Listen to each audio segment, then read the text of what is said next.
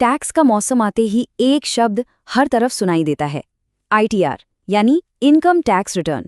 सुनने में थोड़ा मुश्किल सा लगता है ना? पर चिंता की कोई बात नहीं। अगले कुछ मिनटों में हम ITR फाइलिंग की इस पूरी पहेली को एक एक करके सुलझा देंगे। तो चलिए सबसे पहले और सबसे ज़रूरी सवाल से शुरू करते हैं।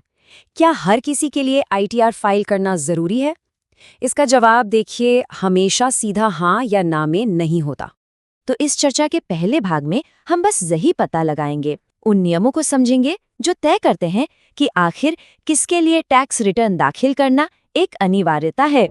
सबसे पहले बात करते हैं कंपनियों और पार्टनरशिप फर्म्स की। इनके लिए देखिए नियम एकदम साफ है, ITR फाइल करना ही करना है, चाहे कोई इनकम हुई हो, जीरो इनकम हो या फिर नुकसान ही क्यों ना हुआ हो। अगर कंपनी या फर्म रजिस्टर्ड है तो फाइलिंग जरूरी है।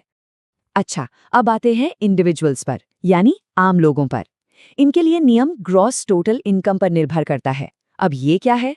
आसान भाषा में किसी भी डिडक्शन या कटौती जैसे ATC वगैरह से पहले की कुल कमाई, अगर ये कमाई बेसिक छूट सीमा जो कि नई टैक्स व्यवस्था में 3 लाख रुपए है उससे ज्यादा है तो ITR फाइल करना होगा। लेकिन कहानी यहीं खत्म नहीं होती। भले ही इनकम छूट की सीमा से कम हो, कुछ खास तरह के बड़े लेन देन भी ITR फाइलिंग को मैंडेटरी यानी अनिवार्य बना देते हैं। चलिए देखते हैं कि वो कौन से लेन देन हैं। पहला ट्रिगर है करंट अकाउंट। अगर एक फाइनेंशियल ईयर में किसी के एक या एक से ज्यादा करंट अकाउंट्स में कुल मिलाकर 1 करोड़ रुपए से ज्यादा जमा हुए हैं तो रिटर्न फाइल करना ही होगा, चाहे इनकम कुछ भी हो। ठीक इसी तरह अगर किसी के सेविंग्स अकाउंट्स में 1 साल के अंदर कुल 50 लाख रुपये या उससे ज्यादा जमा हुए हैं तब भी ITR फाइलिंग जरूरी हो जाती है।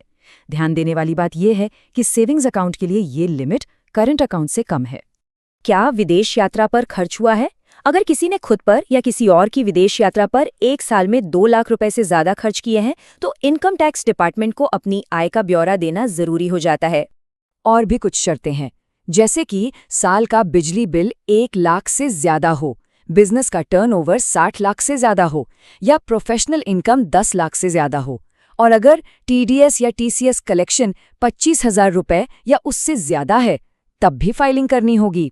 और हाँ, अगर कोई विदेशी संपत्ति है तो भी ये जरूरी है। तो मतलब साफ है, सिर्फ इनकम ही नहीं, कुछ बड़े लेन देन भी तय करते हैं कि ITR फाइल करना है या नहीं। तो अब ये तो साफ हो गया कि किसे फाइल करना है। अब आता है दूसरा बड़ा सवाल, कब तक? डेडलाइंस बहुत जरूरी हैं, तो चलिए इन तारीखों पर एक नज़र डालते हैं। ज़्यादातर इंडिविजुअल्स और ऐसे मामले जिनमें ऑडिट की ज़रूरत नहीं होती, उनके लिए आखिरी तारीख है 31 जुलाई। कंपनियों और ऑडिट वाले मामलों के लिए ये तारीख बढ़कर 31 अक्टूबर हो जाती है। और जिन मामलों में ट्रांसफर प्राइसिंग शामिल है उनके लिए डेडलाइन है 30 नवंबर। तो अपनी कैटेगरी को पहचानकर सही डेडलाइन पर ध्यान देना बहुत जरूरी है। देखिए, गलतियां किसी से भी हो सकती हैं या कभी-कभी डेडलाइन मिस हो जाती है। इसमें घबराने वाली बात नहीं है। इनकम टैक्स कानून में ऐसी स्थितियों से निपटने के लिए भी रास्ते दिए गए हैं। तो चलिए अब गलतियों, देरी और उनके सुधार के बारे में जानते हैं। तो क्या होगा अगर डेडलाइन मिस हो जाए? परेशान होने की जरूरत नहीं है, रास्ते अभी भी खुले हैं। यहाँ 2 जरूरी ऑप्शंस हैं। पहला है बिलेटेड रिटर्न, ये तब फाइल किया जाता है जब तय तारीख निकल चुकी हो। और दूसरा है रिवाइज्ड रिटर्न, ये तब फाइल किया जाता है जब पहले से फाइल किए गए रिटर्न में कोई गलती सुधारनी हो। और मजे की बात यह है कि दोनों के लिए आखिरी तारीख एक ही है, असेसमेंट ईयर का 31 दिसंबर। लेकिन हाँ, देर से फाइल करने के कुछ नुकसान तो हैं। 5,000 रुपए तक की लेट फीस लग सकती है, जो भी टैक्स बकाया है उस पर ब्याज देना पड़ सकता है, और सबसे जरूरी, कुछ तरह के नुकसान को आने वाले सालों के लिए कैरी फॉरवर्ड नहीं किया जा सकता।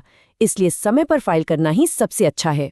तो देरी की कीमत चुकानी पड़ती है, लेकिन गलतियों को सुधारने के रास्ते भी मौजूद हैं। अब एक और स्थिति सोचते हैं।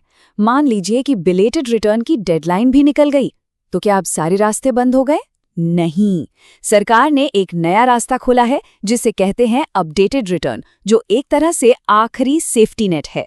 अपडेटेड रिटर्न या ITRU एक मौका देता है कि संबंधित असेसमेंट ईयर के खत्म होने के बाद 2 साल तक अपना ITR फाइल या अपडेट किया जा सकता है। ये उन लोगों के लिए एक बहुत बड़ी राहत है जो किसी भी वजह से पहले की सारी डेडलाइंस मिस कर चुके हैं। ये अपनी किसी भी भूली बिसरी इनकम को खुद से घोषित करने का एक बहुत अच्छा जरिया है। लेकिन ये भी ध्यान रखना होगा कि इस सुविधा की एक कीमत है, यानी एक एडिशनल कॉस्ट है। अब इसकी कीमत क्या है? अगर असेसमेंट ईयर खत्म होने के 1 साल के अंदर अपडेटेड रिटर्न फाइल किया जाता है तो कुल टैक्स और ब्याज पर 25% एडिशनल टैक्स देना होगा। और अगर दूसरे साल में फाइल करते हैं तो यही एडिशनल टैक्स बढ़कर 50% हो जाता है। तो मतलब साफ है, जितनी जल्दी गलती सुधारेंगे उतना कम खर्चा होगा। पर एक बहुत ज़रूरी बात यह है कि अपडेटेड रिटर्न का इस्तेमाल कब नहीं किया जा सकता। इसका इस्तेमाल नुकसान दिखाने, रिफंड क्लेम करने या अपनी टैक्स की देनदारी को कम करने के लिए नहीं हो सकता। ये सिर्फ और सिर्फ ज़्यादा इनकम बताने और उस पर टैक्स चुकाने के लिए है। साथ ही अगर कोई जांच पहले से चल रही है तो भी इसका इस्तेमाल नहीं कर सकते। तो ITRU एक सुरक्षा कवच तो है, लेकिन ये एक तरफा रास्ता है। तो आज की इस पूरी चर्चा का सार ये है, किसी का भी टैक्स रिटर्न उस साल की उसकी फाइनेंशियल कहानी होता है, और ये कहानी सही और समय पर बताना बहुत ज़रूरी है। ये सिर्फ एक कानूनी जिम्मेदारी ही नहीं, बल्कि एक अच्छी फाइनेंशियल आदत भी है।